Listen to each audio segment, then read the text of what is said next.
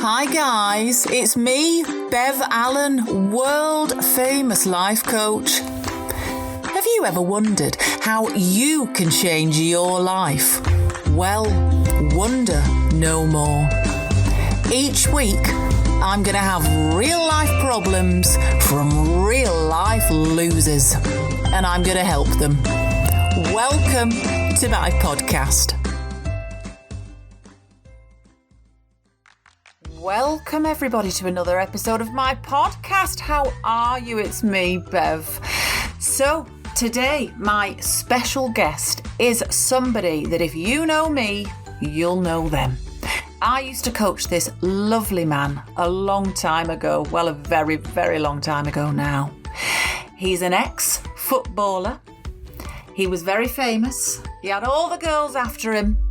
It's Jason Clements. Jason, welcome to the podcast. Hello, Bev. Thanks for having me in. Oh, you're so welcome.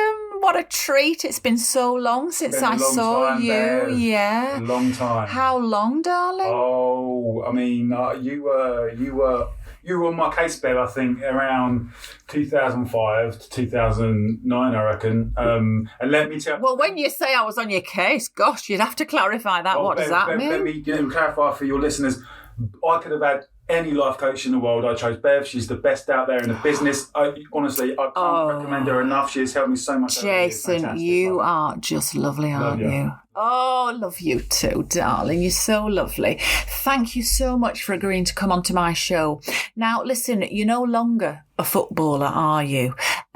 You retired, didn't you? I mean, it sounds ridiculous because you're still a spring chicken in my eyes, but you had to retire, didn't you? Was it through injury? I've been retired, Bev, now for about 5 or 6 years. Wow. Yeah, it was through injury. Yeah. What happened to you, darling? So I just had a persistent problem with my left knee. It just eventually gave out. Had to give up the game I love, the beautiful game. Yeah. And now I'll get on to what I'm doing now a bit later. But my life, let me tell you, Bev, my life is fantastic. Oh, well, I'm lovely to hear that. I'm loving hearing that, my darling.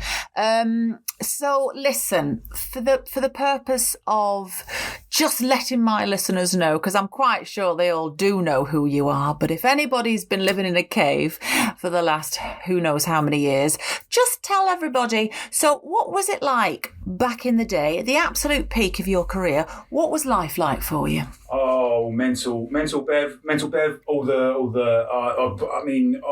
crazy. I was not equipped to deal with that level of fame at all. I mean, don't get me wrong, it was a laugh. I had a good time. I had girls after me. I had girls, the paps were after me on my case all the time. Yeah. I had just a lot of interest in me and who I was. Yeah. But there were demons as well. Oh. I had the booze and the drugs and the women. I mean, I had a lot of issues. Yeah. Hence why I came to you. I think that's what happens to a lot of footballers, isn't it, my darling? Yeah. It's a tough old business. Yeah. But I can remember back in the day that there was a bit of an issue, wasn't there? Because you just weren't being paid what you thought you should have been being paid. What was your contract up for renewal or something, and you didn't get what you wanted? Well, that's the problem, Bev. I got involved in the game at a young age. I had no one to guide me or show me what to do, and I got stuck in a contract for many years, and it was not paying me the money I should have been paid. That's all. Now, you came from nowhere. Am I right? You came from absolutely nothing. So I grew up on a council estate. Yeah. I used to go out and play with the other kids. I could not afford my own football boots. Who can? I mean, what child can afford their own football? It's usually mum and dad, isn't it? I played in my uncle's slippers. Your uncle's slippers? You didn't even have your own slippers? My own slippers. Oh, Jason, that's awful. And I can't imagine they fitted you very well. What size feet were you? I've always had small feet, Bev, but quick feet. Right, that's what they say, don't they? Small feet, quick feet. Right. That's right, yeah.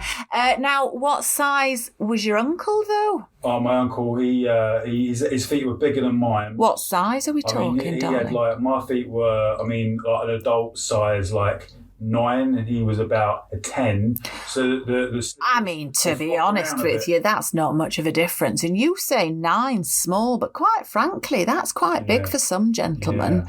don't put yourself down, darling. Right. I'm sure you're big in other areas, aren't you? But so I sort of grew up on a council estate. Are you still a size 9? I mean, to be honest, Bev, I don't even measure my own feet anymore. I have people to do that for me. They do that for you. Well, I'm not surprised if you can afford it. I wouldn't measure my own feet. Not that I do, to be honest. I don't at all. In fact, I never go and get my feet measured at all. You know, there's that place, isn't there? Where is it? Is it Clark's? I shouldn't drop names. But they measure your feet, don't they? I've never. You could go there. Do you go there? Is that what you mean? I couldn't afford it as a kid, and now I've got too much money to go there as an adult, so don't bother. Yeah. Oh, yeah. And to be honest, Clark's shoes, God, they're expensive, aren't they? Yeah. I mean, you're talking, if you want to get young Jimmy a pair of shoes, we're talking £50 just for, it's ridiculous. Who can afford that? Who's young Jimmy? Get down, just anybody, you know. Somebody might be called Jimmy or Bob or, well, they're a bit old-fashioned, those names, aren't they? What do little kids get called these days? What's the popular name in England at the moment? Any idea? Maybe Jason? No, I think your name's quite old as well, isn't it? I think Jason was a name popular in the 80s, quite frankly. So you're not really on trend at the moment, are you, Jason? No. So anyway, Jason, let's get back to the fact that your life's obviously fabulous today. Yeah. But now, listen, darling, you tell me, why are you on my show? And I mean that with the greatest of respect, because I do love you, my darling. But if you're saying that your life's fabulous, who's going to listen? Well, because let's face it, my show is all about real life people and real life problems. Well, do you know what? I had real life problems, and I'm here because I want to impart this wisdom to your audience to help them. Yeah. About the way I used to be, not as I am now. They can get to the place I am now by learning by my past mistakes. Right. So okay. So tell me, did you have a darkest hour? Did that happen to you? Do you know what? Darkest hour probably came between 2005 and 2008. I won the FA Cup, the Football League Cup, the FA Charity Shield, UEFA Cup, the UEFA Super Cup, Premier League. My God, that's a lot. Yeah. We get the point, yeah. Then what happened? I was nominated for a Ballon d'Or. A what? A Ballon d'Or. A balanced dwarf? Ballon d'Or is like the best. Oh, I've never heard of that. I'm sorry, no. Yeah, no, you're baffling me now. You're probably baffling my listeners. Height of my success. I looked like I had it all. They just thought I was amazing. I was a mess, Bev. I was a mess. Well, Bev? No, not on here, thanks. I was a fudging mess, Bev. Right. And it was just horrific. I mean, to be honest, I'm acting like I didn't know. I actually did know, because I helped you around this time. Where did we meet, Jason? I think it was 2005. It was at an awards show, wasn't it? Awards show. And I was actually with one of my clients I won't mention the client that I was with. We parted ways quite, it wasn't amicable, let's put it that way. They owed me quite a lot of money. Anyway, so Jason, we met that evening, and you were a bit of a state, weren't you? If I can recall, you had a bit of, a lot of powder around your nose, a bit of white sort of. Yeah, we can say it was. It's all documented that. It was marching powder from Colombia, wasn't it? I was suspended from the game for a year. Yeah. I came to you for help, and you did a great job, but. The demons, what helped me was just listen, just seeking, reaching out, talking about my mental health, reaching out, getting help, sorting myself out, taking some time out of the game. The pressure on me, just too much. Yeah. So you turned to drugs. You drank regularly. Now, all serious things. How on earth did you perform? Because you still pulled it out of the bag on that pitch, didn't you? You know what, Bev? I think it was just. I was just. Do you think it was in your blood? Do you think you just that? It's magic, but what I can do is magic, Bev. I don't think most people can't do what I can do, or could never be able to do what I can do. Pure magic. Yeah. Gifted, sure. Absolutely. Yeah, a bit like myself. I'm gifted at life coaching, some would say. And so now, Jason, so we worked together for a number of months, and you actually featured on my documentary. I'm not sure if you've seen it, everybody, but I did a documentary all about life coaching. I mean, I say I did a documentary. I was quite reluctant, but they insisted. They said, Bev, you're fabulous. We just need to follow you. We need to see how you transform the lives of these people, of these absolute, well, quite frankly, some of them utter losers. I wouldn't put you in that category, Jason, because you're obviously not a loser, are you, my darling? You're a winner. You were a winner. You were earning millions, darling. I mean, let's not ever say that you were a loser. Yeah. You might have been snorting cocaine and going out with strippers and vomiting in the back of taxis, but you weren't a loser. I want to address the women, and I just want to say that I had a girlfriend at the time. She was loyal to me. She was good to me, and I actually, what got me through that period, apart from you, Bev, what got me over the philandering was I saw a quote by the famous Hollywood singer Paul Newman, and he said... Paul Newman? Who's what? Paul Newman, the guy in Hollywood. He's not a singer. Paul Newman, the actor? Whatever. Who's the singer? Whatever. I saw a quote from him, and it said, why go and have an hamburger when you've got steak at home? I'm not... Paul Newman? Going through that period, I'll stop the philandering. Was it Paul Newman? Greg? Sorry. Greg? Look that quote up, could you? No, I just want a clarification, yeah. Sorry about that, Jason. Carry on, darling, yeah. I committed more to that bird for another 6 months before chucking her in for someone else. But the point 6 months, you say, yeah? Well, that's a commitment, isn't it? I stopped the philandering, I got over that, and then slowly I got over the drugs and the drink, and I was and it was because of me, wasn't it? I helped you, darling. I cannot stress enough how much you me out. Now, listen, Jason, let's get back to brass tacks. Let's find out... what would you say to either a young footballer or anybody else in a position? I mean, for example, that lovely young lady who has just won the US Open. I mean, my God, that's an amazing achievement. Fantastic. But she's only 18. How on earth do you stay level-headed? Well, I mean, what do you think she can do to ensure that she doesn't end up on the floor of a nightclub covered in prostitutes with cocaine all over her face? Well, how can we stop that from happening? Kind of two questions in that, and I'm going to answer both of them. So to the young footballers out there, I'll say that wrap it up before you slap it up. And for right, is that what? Sorry, is that to do with the drugs? That's wrap it up before you slap it up. So put a condom on. Oh my goodness me! Jason, don't you're making me blush. Don't go down that route, please, darling. We don't need to. That young bird who's just won Wimbledon or US Open or whatever. Yeah. Don't like tennis.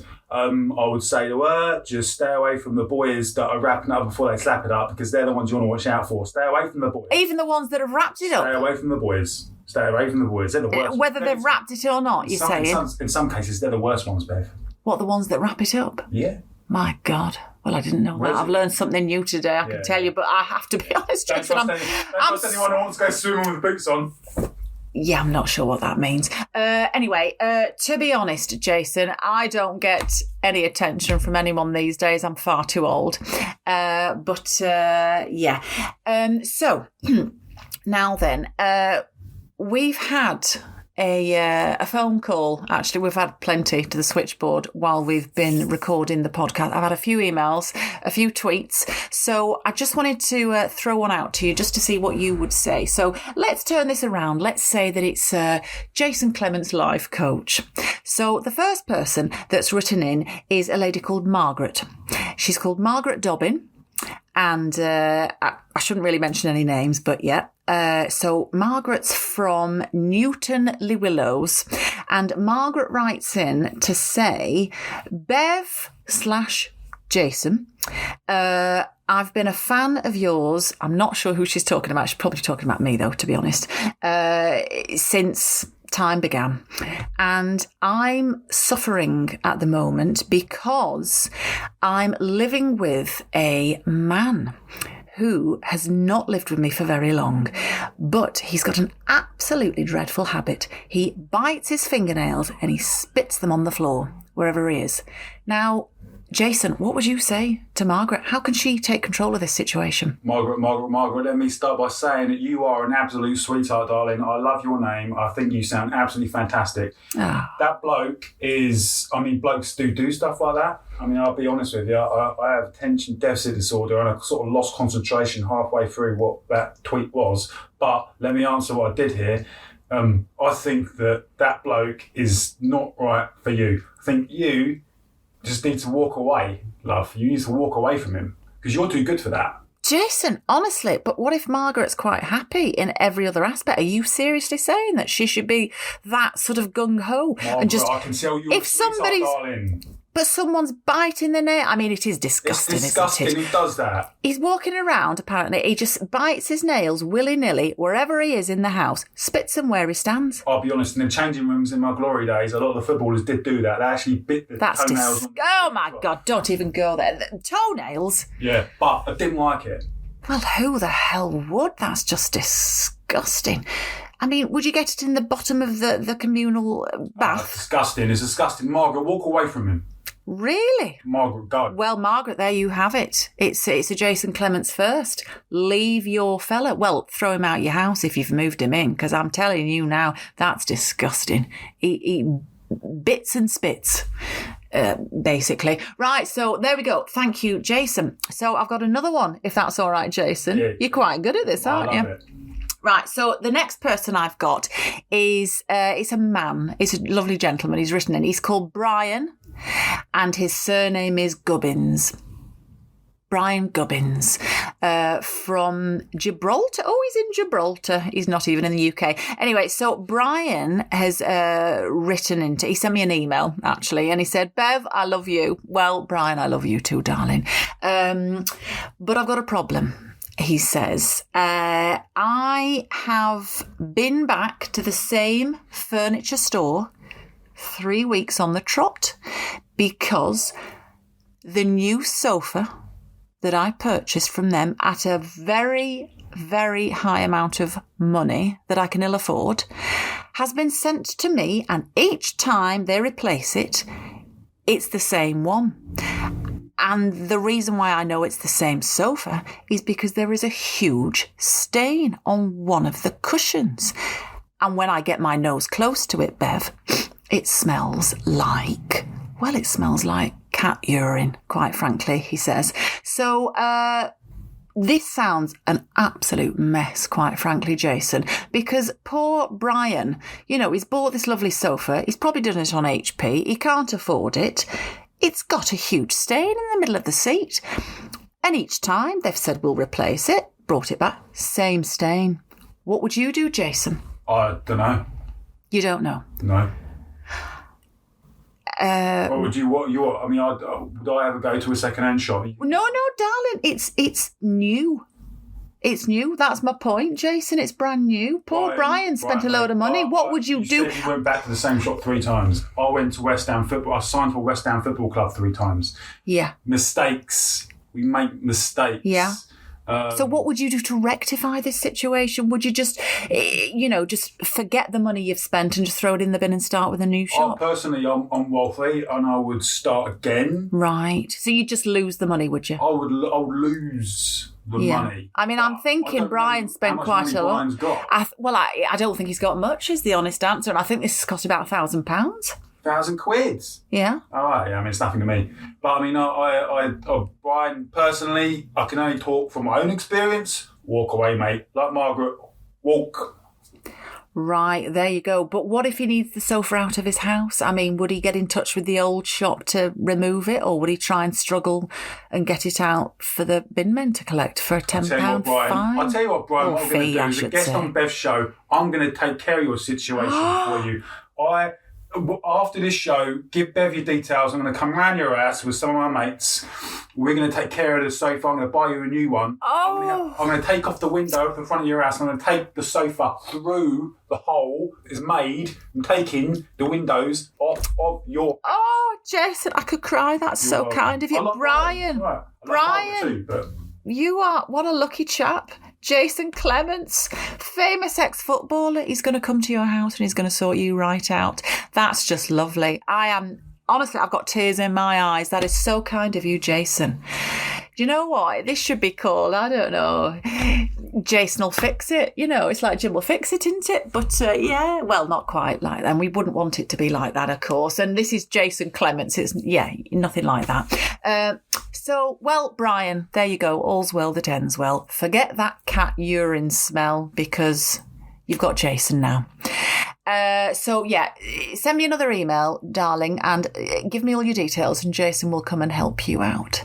Well, Jason, you have been absolutely fantastic. Now, we've gone over our usual quota of time, but quite frankly, I've been having such fun. Maybe you could answer one more query, question. In fact, no. Do you know what? I'm going to do something slightly different. I would like to hear one thing from you, Jason, because now, being as fantastically successful and rich as you are,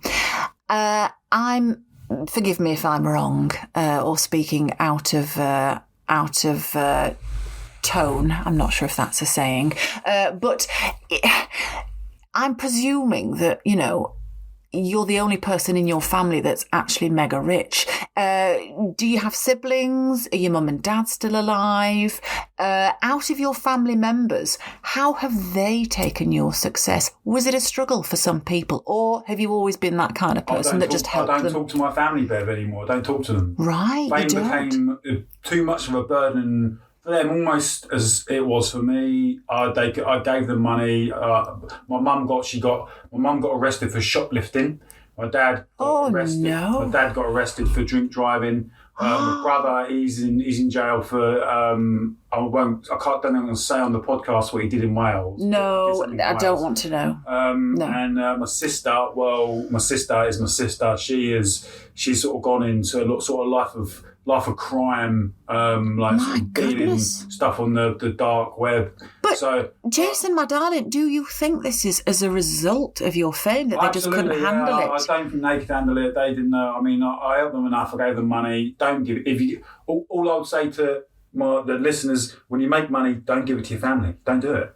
Right. So you would, don't help your family. Don't help them. Because actually, it's doing them a disservice at the end of the day, isn't it? You're not helping them. Because they're not going to be responsible with that money. Not like you were. Take away their drive and their ambition. Yeah. And they turn to crime. Oh, that's awful. Well, I'm so sorry. I wasn't expecting that as an answer, but thank you for being so brave and honest and open with me. I just want to say that, you know, I'm a reformer. I won't go too much into this, but since I have retired, I have got into the preservation and the care and love and attention to insects. Or to protect insects. I think insects? Ants and stuff. And so are you into this bee movement at the moment? There's a bee movement, isn't there? Bees, like ladybirds, those ones that roll up. I look after them. The wood lice? They're called pea bugs. Wood lice? No, pea bugs. What? They're pea bugs. I've never heard of a pea bug. Greg? Greg, it's pea bugs, isn't it? Greg, can you just do some research on that? Yeah, well, look, write into me if you call it a pea bug. It's a pea, but I don't. I've never heard of a pea bug. Why would they call it a pea bug? They don't look anything like peas. Well, when they roll up, they look like a pea. Well, I've never seen one roll up. I'm looking after them. You're talking about wood lice, though, right? Yeah. I'm talking about pea bugs. Yeah, but the wood lice. They're pea bugs. Whether you call them that or not, for our listeners, we need to know what you're talking about. Can I swear on it a bit more? No, Jason, I'm sorry. Pea bugs. I just want to say I'm looking after the insects, taking care of them. Well, how are you doing that, my darling? That show, something about the jungle. I'm a celebrity. Get me out of here. They're eating bugs on that show. Those bugs have got lives. I know. Those bugs have got lives. And God, it's disgusting as well. Have you seen it? I remember seeing one. Who was that lady, Fatima Whitbread? Didn't she get something fly up her nose and into her brain? My God, that's disgusting, isn't it? Was it Fatima Whitbread? Was that her? I don't know. I hope she's alive still. I can't even remember. I like the bugs. You like the bugs. When did you discover that you like bugs, Jason? Just like when I retired and I needed something to focus on. I saw these things on the ground, his ants, and I saw these kids stamping on them one day. Bang, bang, bang, bang. Squashing these ants. Yeah. Don't stand on the ants. Yeah. Don't do it. And I just want to make sure they're all right, you know? So, how do you actually look at it? Have you got a colony at home? Do you host them? Do you have a garden? No, I don't. I just pay money to people to do it. Right, and how? So are there I suppose there must be. There must right? Yeah, you don't. You just throw the money their way. Well, that's kind of you anyway, isn't it? Yeah, let's face it. So, how rich would you say you are? Have you still got millions in the bank, darling? Yeah, I mean, all my money's sort of tied up in investments now, like property and stuff like that. I've got investments, but how much money? I don't know. Ballpark? Don't know. 30 million. Right, so it's dwindled quite a bit, hasn't dwindled, it? it's dwindled. But that's to be expected because you're not at the top of your game. Well, you're not at the game at all anymore, are you, my darling? How old are you now, Jason? I'm still really. I'm 38. I'm a young lad. My goodness, so young and retired already. Well, you've not retired from life, have you? Because you're still doing stuff, obviously, with the insects. Yes. Now, do you have any pets at home? Pets at home? No, I don't currently. I did. Where do you even live, Jason? So Where's home in these the Golden days? Triangle in Alderley Edge in Cheshire. Right, yeah. I love it. love it. It's my neck of the woods, isn't it, It's up nice there? I know it, Bev. Yeah. I love it up there. Let me tell you, it's fantastic. Yeah. I just feel. Well, I've seen you out and about sometimes, Yeah. haven't I? You've been whining and dining. Yeah. Still not settled down, though, have you, darling? No, I am out there looking for the one. I'm looking for Mrs. Clemence. I know she's out there somewhere. Yeah. And she's going to give me some babies. Oh. No, I've got babies. I've actually got a fleet of kids, but different birds. Oh, Lordy. I try. I mean, Do you speak to them? A couple of them, and a few of them no. But, but right. hopefully, I want to get Miss Clemence, and I want to have proper babies. Proper, as opposed to that the other ones aren't proper, are they? Do it properly, you know? Yeah. So, well, listen, we've come to the end of this fantastic, I've had a great time, Bev. Oh, Jason, it's been fantastic. And I hope that we've really given our listeners, well, my listeners, some wonderful wisdom and insight and just some encouragement, really, in life, because life is tough. But I think you've given some very, very, very good sage advice. I think that the key thing that I've taken away from this is if you are rich, don't give your money to your family. Just don't do it because they won't know what to do with it, quite frankly. And they'll just end up imploding and turning to crime, probably, won't they, Jason? So, Jason, my darling, any final words from you, especially to the people that you've helped, Margaret and Brian? I've got nothing more to say to them, Bev, but I've got something to say to you. How about we go and grab a drink after this? Oh, Jason, you're making me We've got a whole again. afternoon to take care of. Well, I'm quite sure I can't be Mrs. Clemence. No, I'm too. I'm really into it. I'm just saying, let's go for a drink. Oh, all right. Maybe, yeah. Cup of tea, perhaps, in the canteen. Yeah. Well, Jason, lovely. Thanks so much. And everybody else, you take care. Bye. See you next week. See you later. Bye, guys. Bye. Bye. Bye.